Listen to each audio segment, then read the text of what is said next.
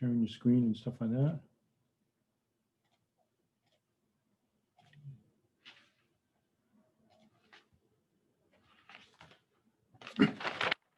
All right, so again, in theory, I'm actually finished with all the material that I need to do. Okay, so I'll get started with 10.1, even though it's not according to schedule. According to schedule, we should only be here, but that's okay. It's up to here. We're not changing the exam date, so the exam's still going to be next Thursday. So we'll keep that. What I was hoping for is I'll lecture a while. I'll let you ask questions today and hopefully on Tuesday also. Okay, so game plan for today, I'll lecture a while on 10.1. When I think I've quote unquote had enough, I'll let you ask questions in preparation for the test and then give you the quiz. Okay, then Tuesday, pretty much the same thing. I'll lecture. I don't know how far I get. I'll do some of this or some of this, maybe, you know, the first hour or so. And then second hour, again, let you ask a whole bunch of questions.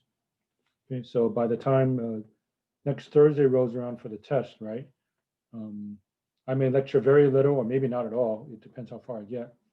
And I'll let you ask questions, but if and when that stops, I can give you more time to do the exam, right? So if you ask me lots of questions today and Tuesday, hopefully you won't have to ask as many on the 22nd when it comes to taking the test. I mean, that seemed to work for most of us the last time, so maybe we'll try that same strategy this time, okay?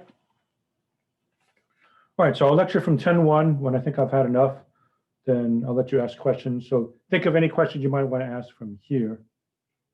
And same thing for Tuesday. I'll keep going. I don't know how far I'll get, 10:1, 10:2, something like that. But we'll see how it goes, okay? All right, so I'll start 10.1. Go ahead and, you know, if you want to take notes or watch the video later, that's fine. But, you know, this is new stuff. This will not be covered on exam 3. So just kind of put it on hold, I suppose, is probably the best way to say it. All right, so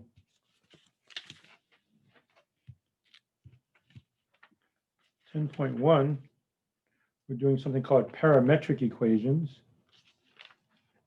The topic is parametric equations and polar coordinates. Okay, so we're doing something called polar coordinates. You're going to have to get some polar graph paper, but I want you to have a specific type so that I can grade everybody the same way.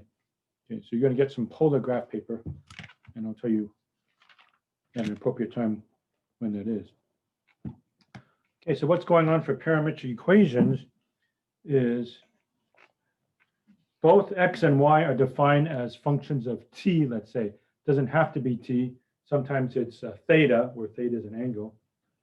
Okay, but x is a function of t, y is a function of t. Okay, simple example. X is equal to something involving t, y involves something involving t. So I can make a table like this, right? So based on this relation, x and t, right? I can make up t values, plug in the t, I get the x. Agreed? Don't actually do it, just give me an overall picture. You can do this, you know, I can do this. X is a function of t, plug in some t values, figure out the x. Okay. Likewise, y is a function of t.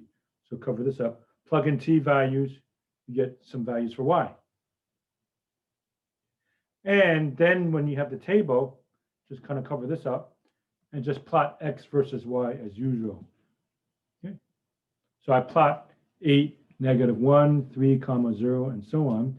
As you might imagine, the significance of t could be time. Okay, so this could be the passage of time. So at time t equals -2, I'm at the point 8, -1. At time t equals 0, I'm at the point 0, 1. At time t equals 4, I'm at the point 8, 5. So it's describing the movement of a particle as time goes by, right? All right, so for parametric equations, x and y are not directly related, but they're both related to t. Okay, so since they're both related to t, they're related to each other. Okay, I can make a table, right? So instead of the usual x and y, t, x, and y. So t and x, I can get from this equation.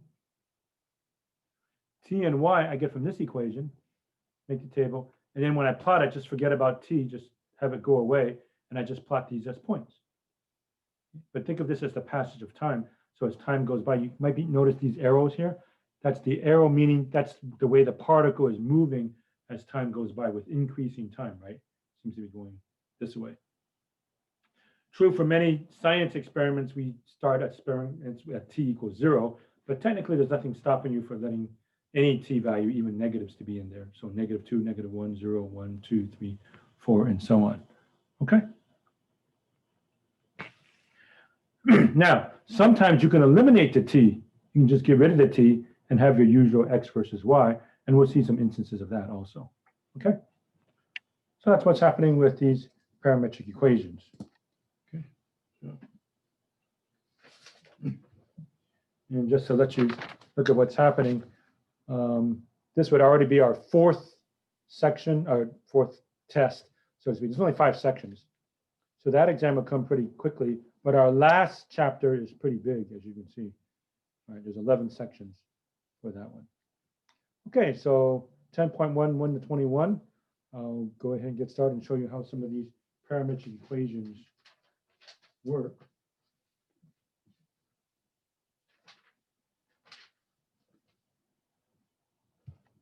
Okay, so this is page 645. And again, for the benefit of those of you that don't have the book and aren't going to get it, here's some right here.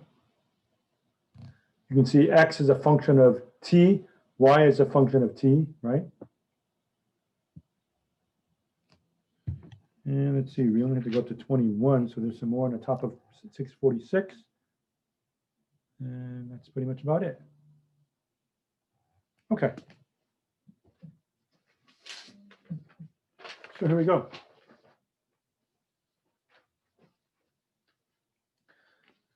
Again, this is from the 7th edition, so it may not match our 8th edition, but at least you're still learning stuff, right? And just looking casually, it doesn't look like it's the same.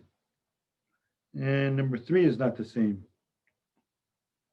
And number 5 is not the same. Okay.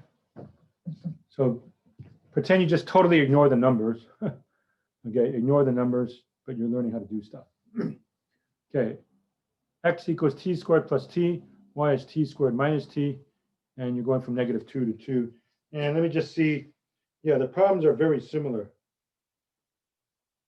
in the 8th edition. So they didn't change it completely. So let's just say if you know how to do this, you'll know how to do the number 1 in the book. If you know how to do this, you should know how to do something like number 3 in the book, and so on. All right, so they told us to go from -2 to 2. Okay, so I plug in -2 to 2. So x, so you make a table t, x, and y. So I plug in -2. -2 squared is 4, plus a -2 is 2. Plug in -1. -1 squared is 1. 1 minus 1 is 0. Plug in 0, you get 0. That's easy. Plug in 1, you get 2. Plug in 2, you get 2 squared is 4. 4 plus 2 is 6. Okay, so I have my table of t versus x. Okay, and now for t versus y, I cover up the x. And just look at this. So plug in -2. -2 squared is 4. 4 minus a -2 is 6. Plug in -1. -1 squared is 1. 1 minus a -1, 2. Plug in 0, 0. Plug in 1, 0. Plug in 2. 4 minus 2 is 2. So that's t versus y. And now when I plot the points, just forget about these, and I plot these points. So 2, 6, 0, 2, 0, 0, 2, 0, 6, 2. Okay, very symmetric. Okay, this is t equals -2, this is t equals 2. So I just connect them. And yeah, I took a little bit of liberty here, but I just know, it doesn't just come straight down like that. And so it's a parabola. It's a sideways parabola. It goes like this. Okay, but yeah, this can be thought of as a passage of time. as time goes by, arrow this way, this way, this way, this way, and so on. Okay. So that's a basic idea. So they don't have X and Y directly related, but they're both related to T. So you make a chart not with X and Y, T, X and Y, right? So this is X as a function of T. So you can make this chart here, right? Then this is Y as a function of T. So you're done with that. You take these guys and figure this out. And now that I have that, I just plot the usual X versus Y. Okay. All right, number 3. X is cosine squared of t. Y is 1 minus sine of t. T is between 0 and pi over 2. Okay. So if you're going from 0 to pi over 2, that's like 0 to 90 degrees. So I decided to pick the quote-unquote nice angles. 0, 30 degrees, 45 degrees, 60 degrees, 90 degrees, right? Pi over 6, pi over 4, pi over 3, pi over 2. Okay, so to get X versus T, I plug in these and I put this here. Okay, cosine of 0 is 1. 1 squared is 1. Cosine of pi over 6, cosine of 30 degrees, is radical 3 over 2. Squared, you get 3/4. Cosine of pi over 4 is radical 2 over 2. Square root of 2 over 2. If you square it, you get a half. Cosine of pi over 3 is 1/2. Square it, you get 1/4. And cosine of pi over 2 is 0. 0 squared is 0. So that gives me this table. Now, forget about this. Plug in y equals 1 minus sine of t. Sine of 0 is 0. 1 minus 0 is 1. Pi over 6. Sine of pi over 6 is 1/2. 1 minus a half is a half. Plug in pi over 4. Sine of pi over 4 is radical 2 over 2. So y is 1 minus radical 2 over 2. That's approximately 0.3. Just helps me to plot it. Sine of pi over 3, 60 degrees, is radical 3 over 2. So y equals 1 minus square root of 3 over 2. That's about 0.15. Sine of pi over 2 is 1. 1 minus 1 is 0. And there it is. So now I just plot this. Right. So all these numbers are between 0 and 1. So I just went from 0 to 1, and these are all 0.1s. So 1, 1, 3/4, 0.5, right? 1/2, comma, 0.3, 0.25, comma, 0.15, and 0, 0. So it looks like it's going down like so.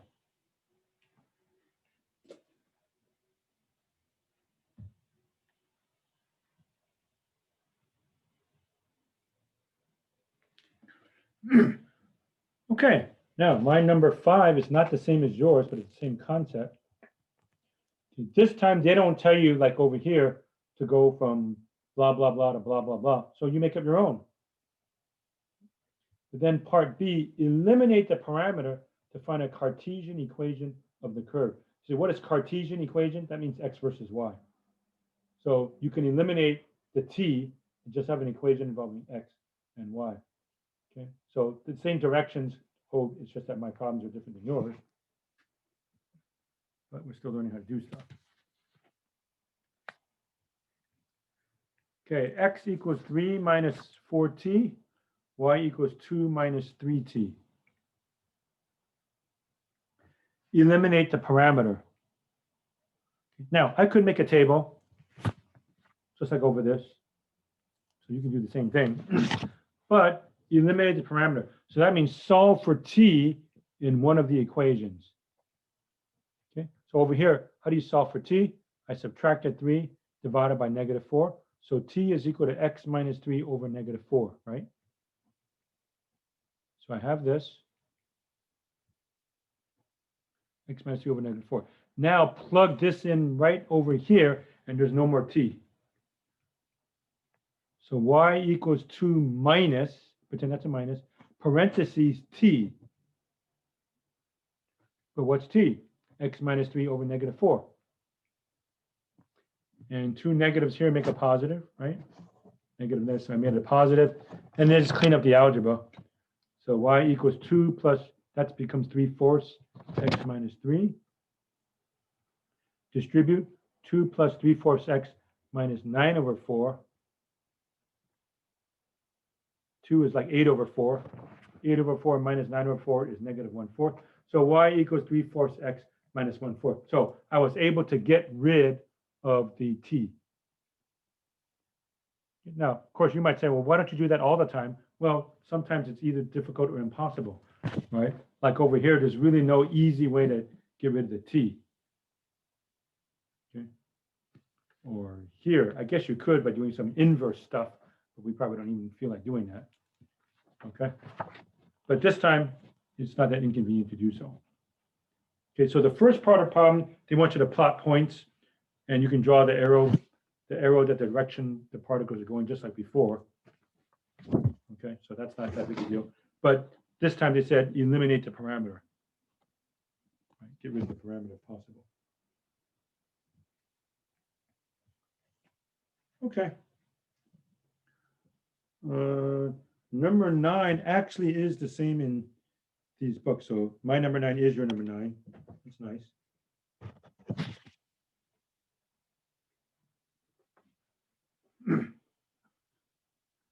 X is equal to radical t, y equals 1 minus t.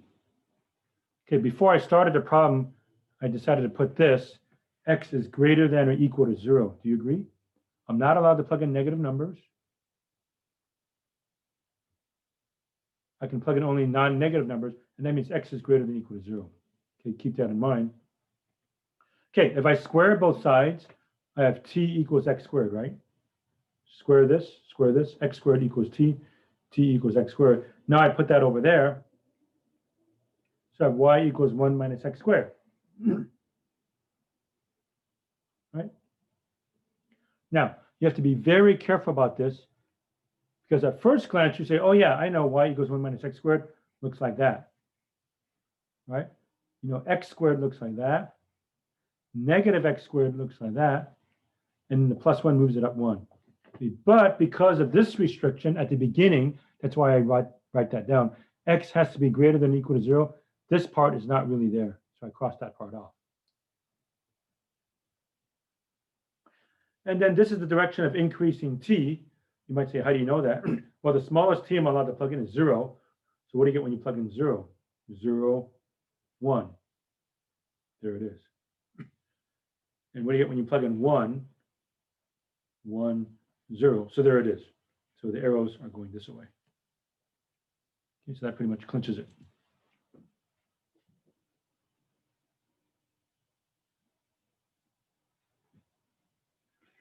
All right, and then 11 through 17.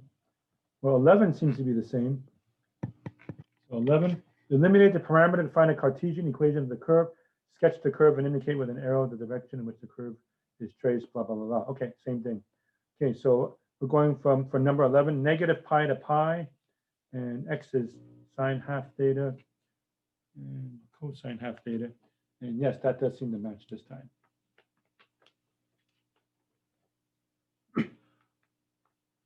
Right, so how do I eliminate the parameter? How do I get rid of theta? Okay, I make advantage of the fact that I know sine squared plus cosine squared is equal to 1, right? There isn't a sine squared, there isn't a cosine squared, so I force it. I square both sides. X squared is sine squared half theta. Y squared is cosine squared half theta. Then I add them up. X squared plus y squared is sine squared half theta plus cosine squared half theta. That's equal to 1. Okay, don't be bothered by that half theta. If theta is an angle, half theta is an angle, right? Like if theta is 48 degrees, half theta is 24 degrees, it's still an angle, right? Half of an angle is an angle. So that angle does match that angle. So the result is 1. So we say sine squared theta plus cosine squared theta equals 1, meaning that angle has to match this angle. So if I said sine squared of w plus cosine squared of w, it's 1. So sine squared of alpha plus cosine squared alpha equals 1, as long as that matches that. Well, they do match. Sine squared of half theta plus cosine squared half theta equals 1. So it fits. Okay. So I'm on the unit circle. X squared plus y squared equals 1. Okay. But do we actually have the entire circle? And of course, the way that I wrote it, it seems to imply it does not. Right? Okay, well, they told me to go from negative pi to pi. So I made a chart, negative pi over 2, 0, pi over 2, pi. Okay, now, negative pi is the same location as positive pi. It's over here. Okay, but anyway. So I plug in, let's see, plug in negative pi. I've got the sign of negative pi over 2. Negative pi over 2, the y-coordinate is negative 1. Plug in negative pi over 2, I'm taking the sign of negative pi over 4, negative 45 degrees, that's negative 0.7 roughly. Plug in 0, sign of 0, 0. Covering this up right now. Plug in pi over 2. Half of pi over 2 is pi over 4. Sine of pi over 4 is radical 2 over 2, 0.7.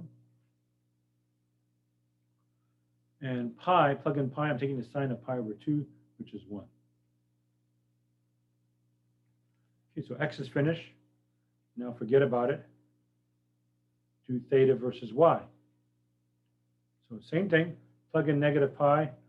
Cosine of negative pi over 2, cosine of negative 90 degrees is 0.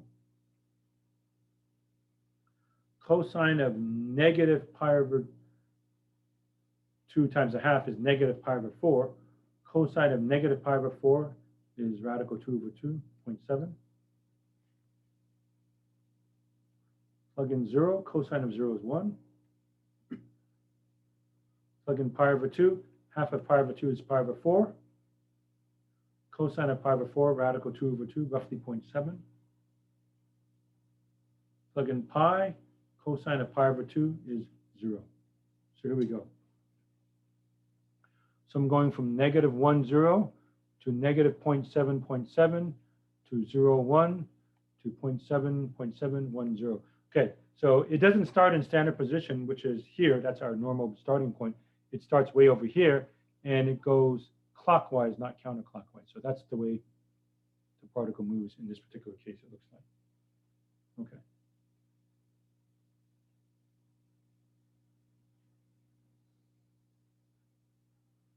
All right. Let me see the next one I want to show you, if that makes sense. And is it the same thing? Yes, this one's the same thing.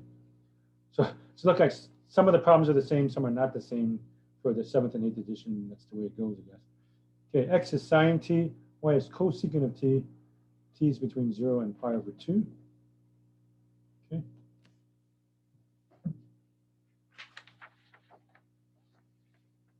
Whoops. What did I want? Oh, this picture here.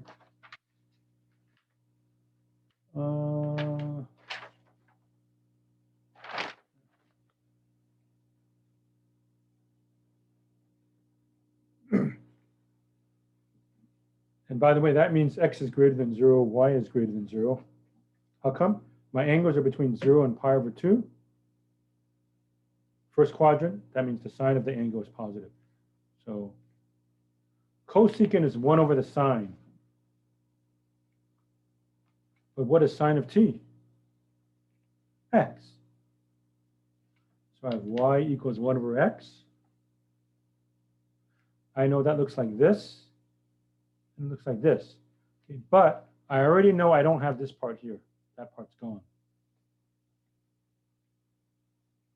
Okay, we're going from 0 to pi over 2, not counting 0, not counting pi over 2.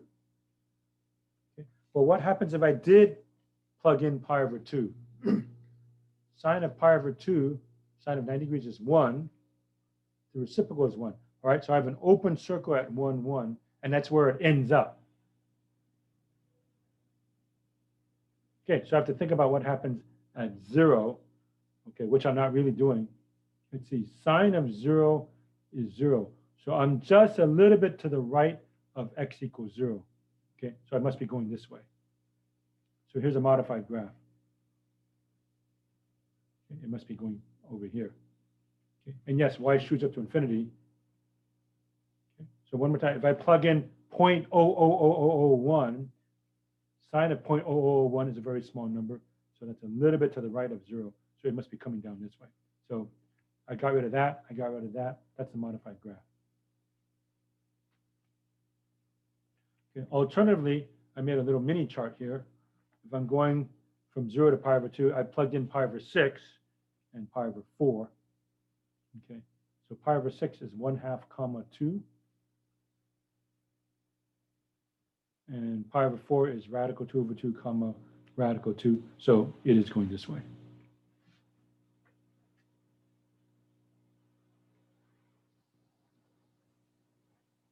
Okay.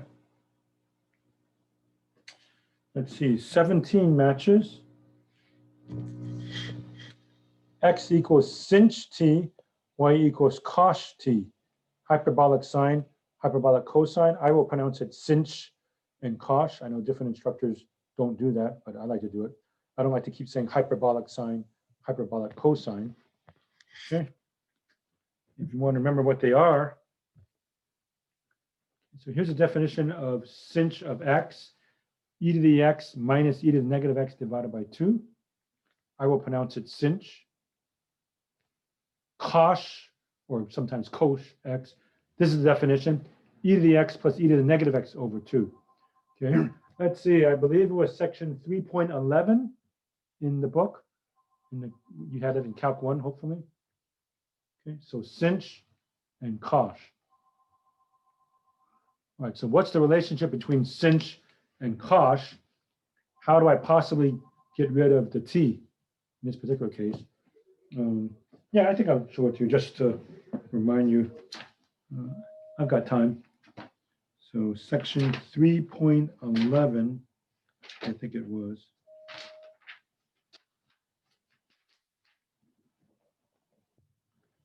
Hyperbolic functions, page 259.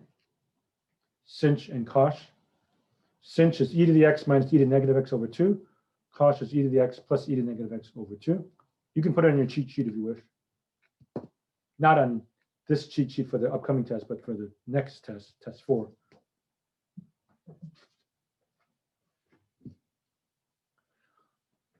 All right, so to motivate this, well, I know that sine squared plus cosine squared equals 1. So I figured out, let me try to figure out sinh squared and cos squared. Okay, kind of a strange way to think about it. All right, so here's sinh, here's cos. One thing I wanted to point out there, this tells me that y is always greater than 0. X can be negative, not y. E to anything is positive. Positive plus positive divided by 2 is positive. Okay, so I made a little note, y is greater than 0. All right, so one more time. I know that sine squared plus cosine squared equals 1. Let's see if I can figure out something about sinh squared and cos squared. Okay, so here we go. X squared is sinh squared. So I have to square e to the t minus e to the negative t divided by 2. Okay, so I square it. That's e to the 2t. That's e to the negative 2t. And there's that theme again. The middle term, minus 2ab, minus 2 e to the t, e to the negative t. But e to the t times e to the negative t is 1, so it's just minus 2. All over 2 squared, which is 4. Y squared is cos squared. So from the definition of cosh, e to the t plus e to the negative t divided by 2 squared. That's the same, e to the 2t. That's the same, e to the negative 2t. 4 is the same, but instead of minus 2, it's plus 2. The middle term is plus 2ab, so plus 2 e to the t, e to the negative t, but e to the t times e to the negative t is e to the 0 or 1, so it's plus 2. All right, so look at these two expressions. They're almost the same, except for that's a 2, that's a minus 2. Okay, if I add them, x squared plus y squared, I don't get the e's canceling out. But I will get the e's canceling out, notice, if I subtract. Okay? If I subtract one from the other, the e's are gone. Okay? I still have the 2 and the negative 2 divided by 4. Now I want the result to end up being 1. So can you see how I can make it 1? I can make it 1 if I take this one minus this one. Because I know the e's are going to be gone. I have 2 minus a negative 2. Perfect. That's 4 divided by 4. Okay, so y squared minus x squared is cosh squared t minus sinh squared t. Okay, so sinh squared is all this. There it is. Cosh squared is all this. And look at what happens. These cancel out. These cancel out. There's a common denominator 4. I have 2 minus a negative 2. 2 plus 2 is 4. 4 divided by 4 is 1. Okay, perfect. So ultimately, my equation is y squared minus x squared equals 1. And there we go. Okay, you might recall from your analytic geometry that this is a hyperbola. Okay, looks like this. Okay, so it goes like so and like so, but we already said that y was greater than 0, so we throw this piece out. That piece isn't really there. Just throw it out. Okay, now how do you know the direction of increasing t? Well, I just plug in some t value. Okay, so if I were to plug in, say, t is equal to 1. Okay, so if t equals 0, that's the easiest point. Okay, plug in 0 right here, right? Put a 0 there, and a 0. I have e to the 0 minus e to the 0. That's 0. Okay, so this is t equals 0. How about t equals 1? E to the 1 minus e to the negative 1 divided by 2. Okay, that's a positive quantity. Okay, e to the 1 is bigger than e to the negative 1. E is like 2.7 minus 1 over 2.7. So that's going to be positive. So if x is positive, it's going this way. All right, so that clinches that the arrow shows you the direction of increasing t, like so. Okay. So that was a little bit tricky there.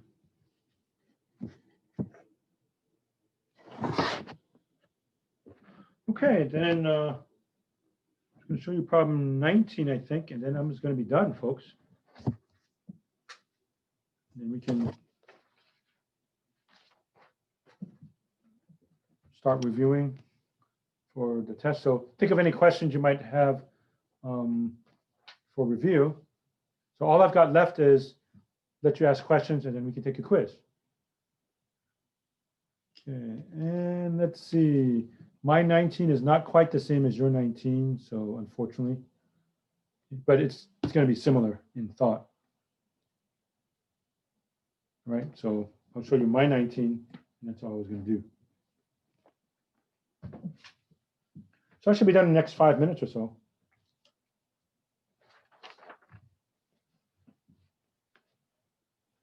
Okay, x equals 3 plus 2 cosine t, y equals 1 plus 2 sine t. T goes from pi over 2 to 3 pi over 2. All right, so the game we're playing again is, since there's trig functions, I'm going to try to force it to be cosine squared plus sine squared equals 1. So how do I isolate cosine t? Subtract 3, divide by 2. Okay, so cosine of t, subtract t, divide by 2, it looks like that. This is cosine t. Play the same trick for sine t. Isolate sine of t. Y minus 1 divided by 2. Square both sides.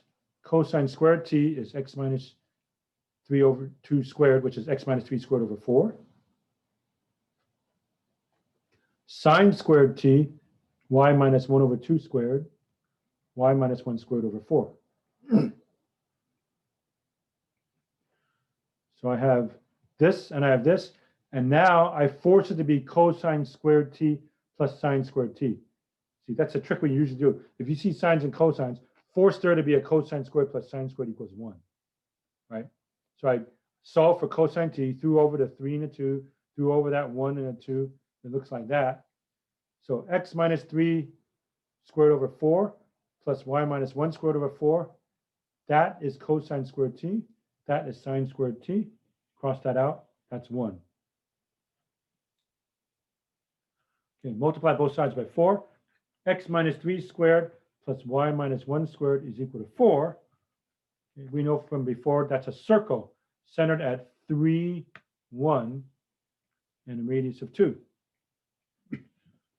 Okay, so I drew myself a grid 1, 2, 3, 1.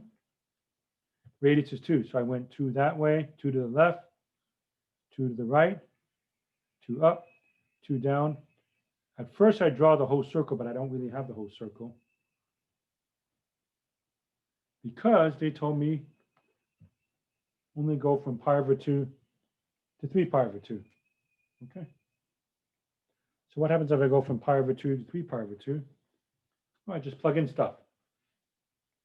I plugged in pi over 2, pi, 3 pi over 2. Okay, so pi over 2. Let's see. Cosine of pi over 2, 90 degrees, is 0. So 3 plus 0 is 3.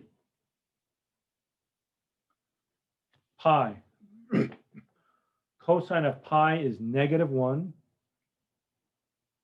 Negative 1 times 2 is negative 2. 3 minus 2 is 1. 3 pi over 2. Cosine of 3 pi over 2, 270 degrees. That's 0. So again, I have 3. Okay, y coordinate. 1 plus 2 sine t. Pi over 2. Sine of pi over 2 is 1. Times 2 is 2. 2 plus 1 is 3. Plug in pi. Sine of pi is 0. 1 plus 0 is 1. 3 pi over 2. Sine of 3 pi over 2 is negative 1. Negative 1 times 2 is negative 2. Plus 1, negative 1. Okay, so I start at 3, 3. I go to 1, 1. And then I go to 3, negative 1. Okay, so it goes like so. Right. Now, they say give a description. Describe the motion of the particle with position x comma y as t varies in the given interval. So I'm on the circle x minus 3 squared plus y minus 1 squared equals 4. Starting at 3, 3, and we're going this way, counterclockwise, down to 3, negative 1. So that completely describes the motion of this particle. Start at 3, 3, go counterclockwise to 3, negative 1. And there we go.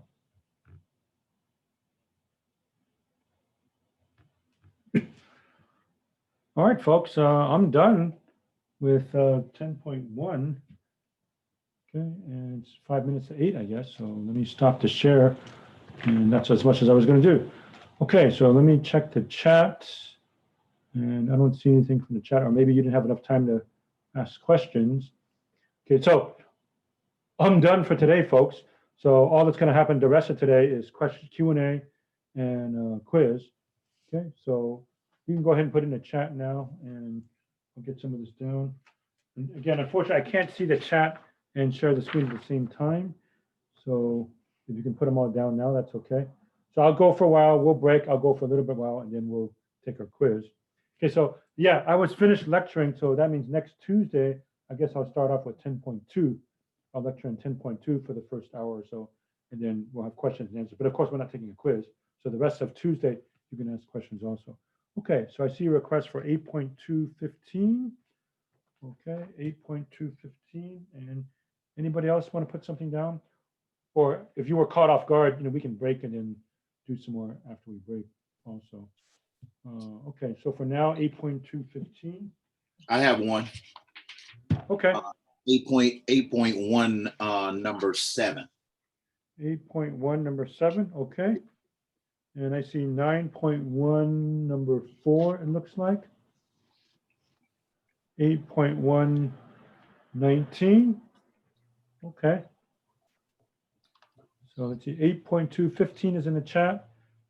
9.14, 8.17, and 19. Okay, that'll keep me busy for a while, I guess.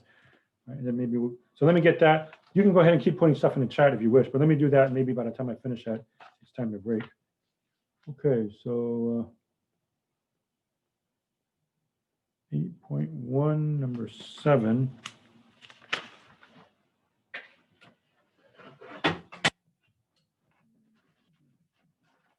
Get my clipboard here.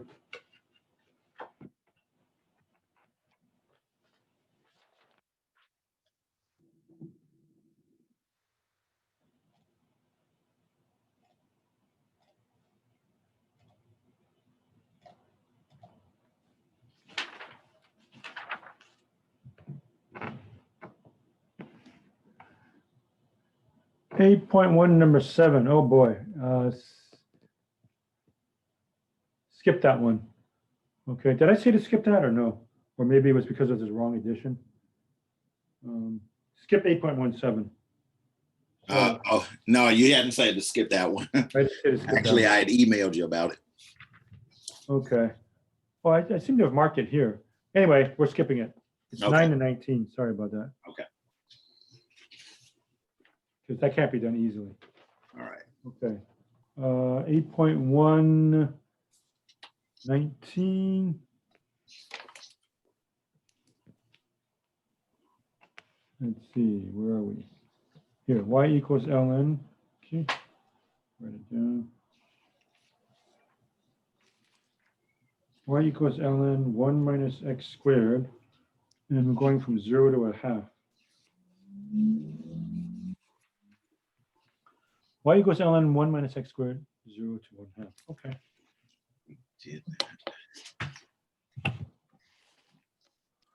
All right, so dy dx is 1 over 1 minus x squared times a negative 2x, or negative 2x over 1 minus x squared.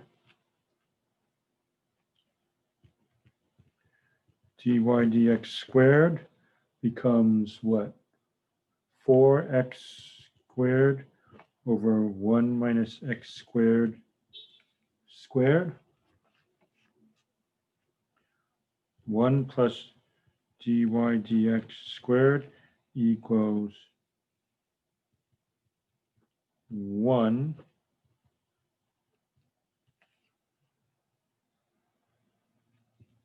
plus 4x squared over 1 minus x squared squared. This is 1, right?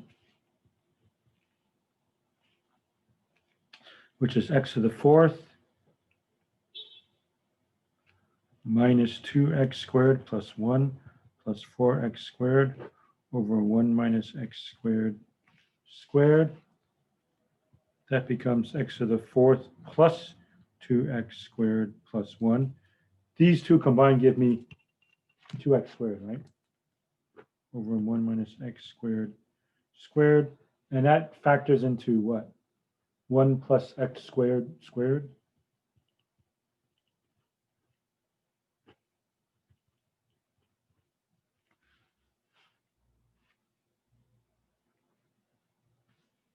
Okay, so the arc length is from 0. Excuse me. from 0 to 1/2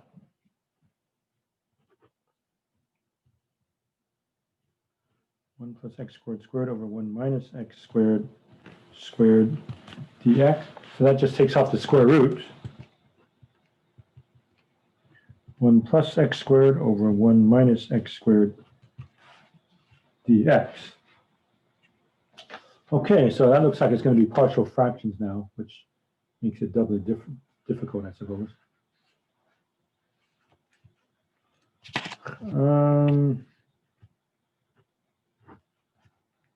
X squared plus 0x plus 1, negative x squared plus 0x plus 1, long division.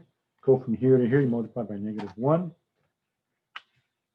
That becomes x squared minus 1, subtract 2, plus 2 over 1 minus x squared. Okay, so that is the same as that now, I claim. Okay, so let me go back up top.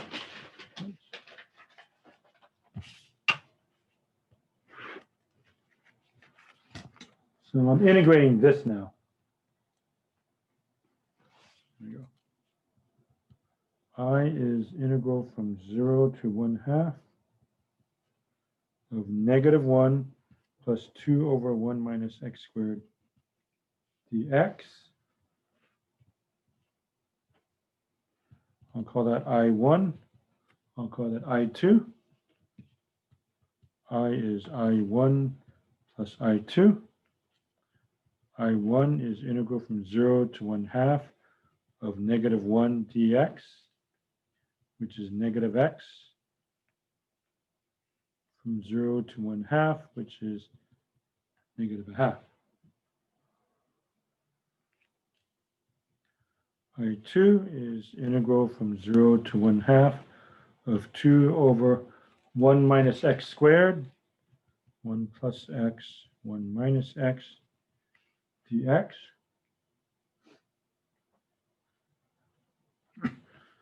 So 2 over 1 plus x, 1 minus x is equal to a over 1 plus x plus b over 1 minus x,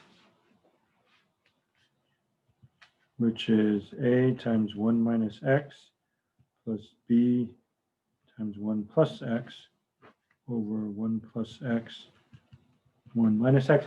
Multiply this one by 1 minus x over 1 minus x, this one by 1 plus x over 1 plus x, which is a plus b x plus, let's see. Oh, I'm sorry, I did that wrong. My bad. Negative a plus b, sorry. Negative a plus b x, negative ax plus bx, right? And then the constants are a plus b over 1 plus x, 1 minus x. Okay, and let's see, 2 is like 0x plus 2. That means I need this to be 0, I need this to be 2. So negative a plus b equals 0, a plus b equals 2, 2b equals 2, b equals 1, a equals 1.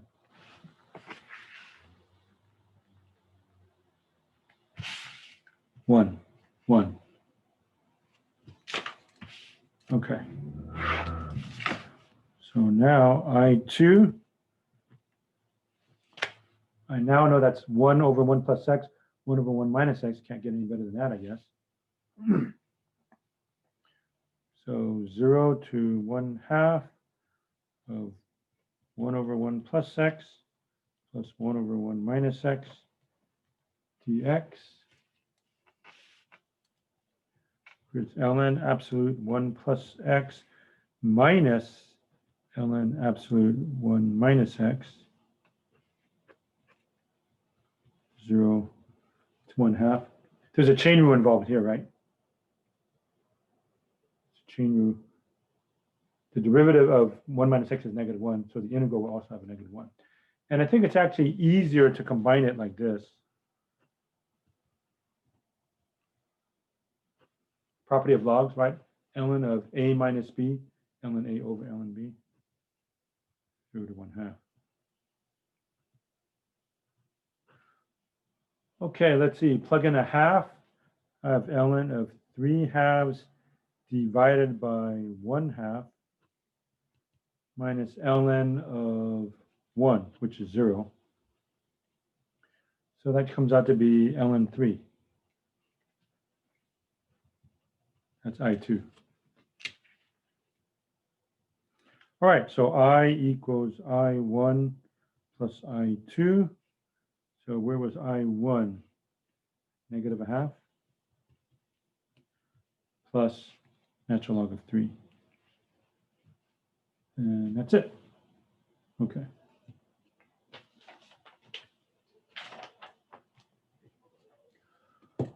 All right, let's see, 5 after 8. Okay, I think we'll break now. So let me stop the share. Go ahead and keep putting more stuff in the chat if you wish. Okay, so we'll break until what? 8:20-ish, around 8:20. I'll do more problems, and when that stops, then we'll take our quiz, okay? All right, so break time. Again, I'm still recording.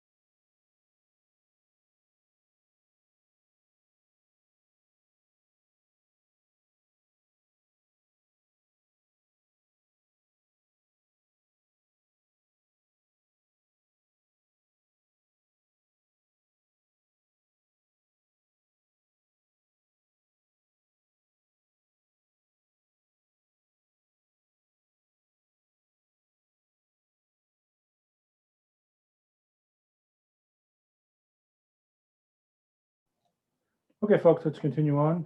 So I have a few more requests. If anybody else has more questions, please put them in the chat or unmute yourselves. Then we'll go to the quiz after that. Okay, so I still have, let's see, 9.1 number 4 and 8.2 number 15.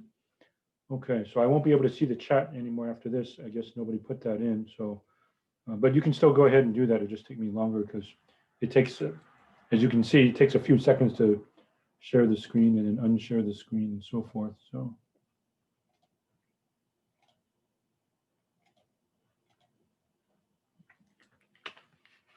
All right, so 8.2, number 15, y equals 1/3 x to the 3/2. X is between 0 and 12. And, oh, I forgot. I think we're spinning about the y-axis.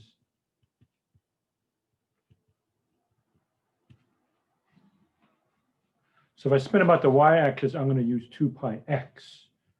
Okay, so we're going to integral from a to b of 2 pi x ds. And what's ds? It's either radical 1 plus dy dx squared dx or radical 1 plus dx dy squared dy. Okay, it looks like in this case we're going to integrate with respect to x. Okay. So dy dx is equal to 1/2 x to the minus 1/2 equals, yeah, oops, not minus a half, positive half, which is 1/2 radical x. Dy dx squared is x over 4. Did I do that right? 1/2 x to the 1/2. 1/2 radical x squared, and you have x over 4, right? So 1 plus dy dx squared equals 1 plus x over 4 times 4 times 4, x plus 4 over 4. So the surface area is the integral from 0 to 12, 2 pi. So I'm supposed to integrate 2 pi x. I'm integrating with respect to x, so I'll just leave it x. I don't have to change it anything. Times radical x plus 4 over 4 dx. Cancel, cancel. 4 underneath the radical and 2 outside. Take out the pi. Okay, the trick for this one is to try to have the more complicated expression with just the x. I want that to be just a radical. Okay, so u equals x plus 4, du equals dx. X is equal to u minus 4. Pi comes out. X equals 0, u equals 4. X equals 12, u equals 16. That's actually nice because they have nice square roots. So I is equal to, I have a pi outside. I'm now integrating from 4 to 16. That 2 is gone, that cancels with that one. X. What is x? U minus 4. Radical x plus 4, radical u du. See, the name of the game there was if you have a more complicated expression, have it outside and you want the square root to come out. Nice. Okay, so pi integral from 4 to 16. This is u to the 3/2 minus 4u to the 1/2 du.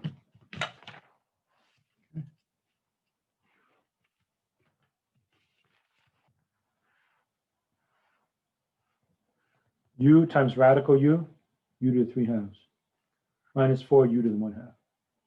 Okay, so that's u to the 5/2 times 2/5, u to the 3/2 times 2/3. Okay. pi u to the 5 halves divided by 5 halves.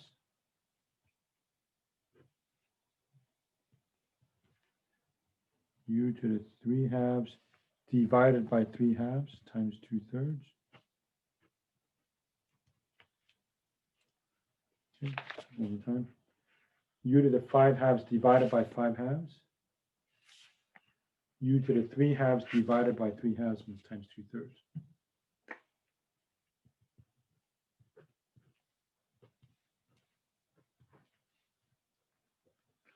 Okay.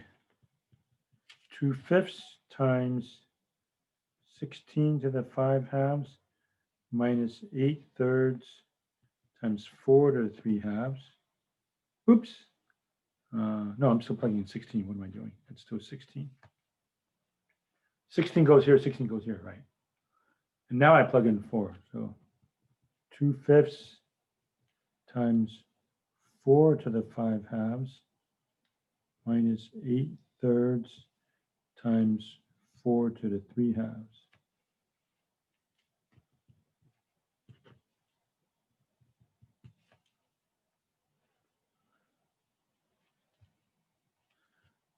Okay, 16 to the 5 halves. Take the square root of 16, 4, raise it to the 5th power. 4 to the 5th power is 1024 minus 8 over 3. Square root of 16 is 4. 4 cubed is 64. Minus square root of 4 is 2. 2 to the 5th is 32. Square root of 4 is 2. 2 cubed is 8. Okay, now we just have some messy arithmetic. So I think in the interest of time, I'll just say etc. The rest is just arithmetic. Your common denominator is going to be 15, right? So you figure out the rest of that.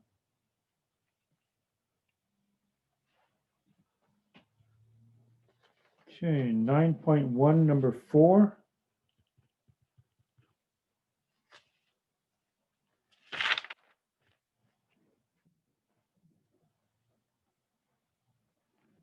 What values of k does the function y t satisfy the differential equation 4y double prime equals negative 25y? Okay, that's part A. All right, so y prime is negative sine kt times k.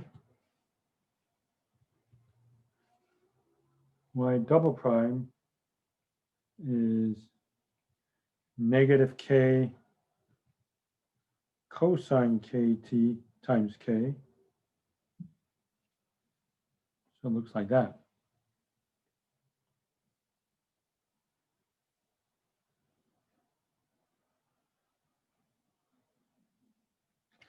Okay, so it looks like I picked that up and put it in here, I suppose. So 4y double prime, negative k squared cosine kt equals negative 25y, which is cosine kt.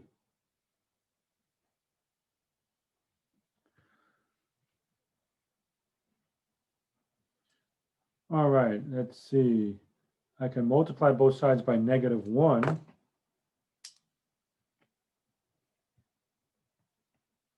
Looks like. Go like that, I suppose. Then I'll have 4k squared cosine kt minus 25 cosine kt equals 0.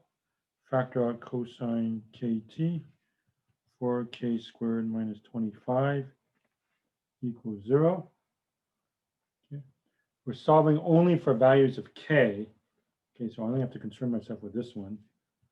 Cosine kt, 2k plus 5, 2k minus 5 equals 0.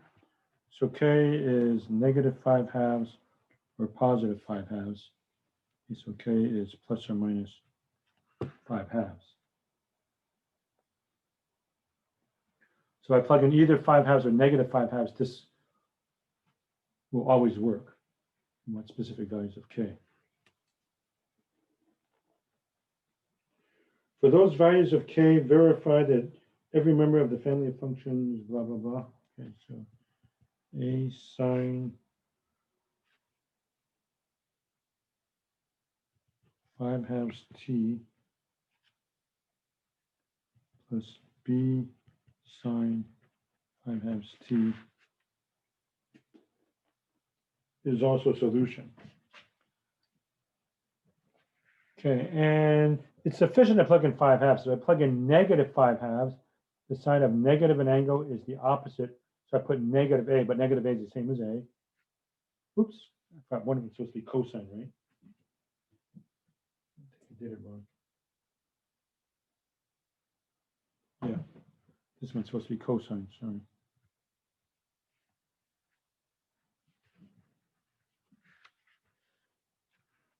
Okay, so one more time, I don't have to plug in negative 5/2. Sine of negative 5/2 t is the opposite of sine of 5/2 t. So I would have negative A, but negative A is the same as A. Cosine of negative 5/2 t is the same as the cosine of 5/2 t. So this should be sufficient. All right, so y prime is equal to what? 5/2 A cosine 5/2 t minus 5/2 B sine 5/2 t. Sorry, I keep mixing up my sines and cosines. And I put a right parentheses for no reason, so I guess I should put in the left parentheses just to be fair. Y double prime is negative and then 5/2 times 5. Yeah, right now this is a specific A and a specific B. It's no longer variable, changeable, I should say. So negative 25 over 4 A sine 5/2 t minus 25 over 4 B cosine 5/2 t.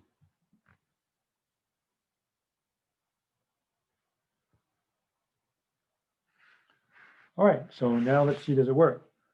Y double prime equals, whoops, 4y double prime equals negative 25y. So I'll figure this out, and hope to get the same thing. So 4y double prime is you just multiply this by 4. 4 times negative 25 over 4 A sine 5/2 t minus 25 over 4 B cosine 5/2 t. And you can see what happens. The 4's just cancel out.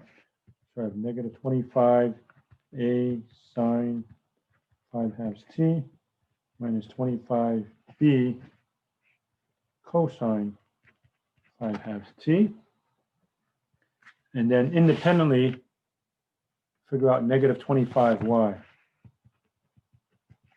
So that's negative 25 times the original A sine 5/2 t plus B cosine 5/2 t. And you can see if I distribute, they indeed are equal.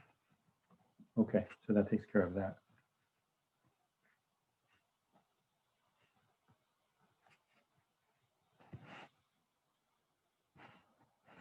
All right, we're still recording, so it's all there. Again, the recordings will have that break time, dead time, that 10 or 15 minutes there. Okay, I think I'm done. Let me double check the chat. Seems like I've caught up with that. Okay, so what time is it? We got plenty of time. So does anybody else want to ask something? Otherwise, we'll go straight to the quiz and then we're done. Okay, so a quick reminder. So let's see, Tuesday, right? Tuesday, I'll start off the class by going over the quiz as usual. I'll take some time going over the quiz. Then I'll lecture on what the next section, 10.2. And that'll be up until, I suppose, the break. And then second half after the break, questions and answers. Okay, so that will make it easier for me to give you more time on the test a week from today. So next Thursday, I might lecture a while. We'll see how long So lecture, quote unquote, short time, question and answers, and then break and then test. Okay, that's what we'll aim for Tuesday and Thursday. All right, so anybody else want to ask a question? Otherwise, we'll go straight to the quiz and we're done. Let's see, I'm caught up with the chat. Anybody else? Okay, quiz time. All right, so I'll give you the quiz. As usual, I'll put you in your breakout groups. And one thing I'm noticing is that if your breakout group gets to be too few people, like there's only 2 or 1 of you, then I might just move you to another group. Everybody else disappeared or something like that. Okay, so as usual, I'll set up the breakout groups. Then you work. When you're happy, you can leave all the way up to 9:25, and you know what's happening Tuesday. Okay, so that is that. Here comes the quiz. Get this out of the way. So get your cell phones out and your camera. I'm going to do this one more time. We're still recording, so in case you never get it, it's on the recording.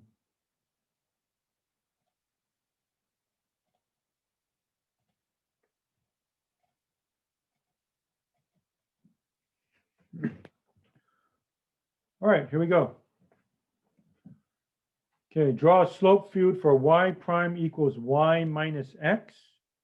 Y prime equals y minus x. Include the chart that we did in class using the 49 lattice points on -3, 3 cross -3, 3. That cross means this is for x, this is for y. So make that table, -3, -2, -1, 0, 1, 2, 3. Do it just like we did in class. 7 times 7 is 49. And then draw the slope field just as we did in class.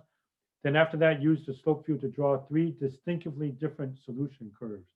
Okay, there should be 3 different solution curves after that. Okay, so it's y prime equals y minus x. You should look for patterns, okay, because you don't really have to do all 49. After you do the correct 3 or 4 of them, you say, oh, I got the pattern. Then you just fill out the rest of it. It's really fast. Okay, so once you get the pattern going, you only have to do like 3, 4, or 5 at the most and say, okay, I got the rest of it. And then it's very quick after that. Okay, so I'm assuming everybody has this now. So I'll make this disappear. Go ahead and get started. I'll set up your breakout rooms. And again, if your breakout room ever gets to be too few people, then I will move you around perhaps. Okay, so I don't need to record.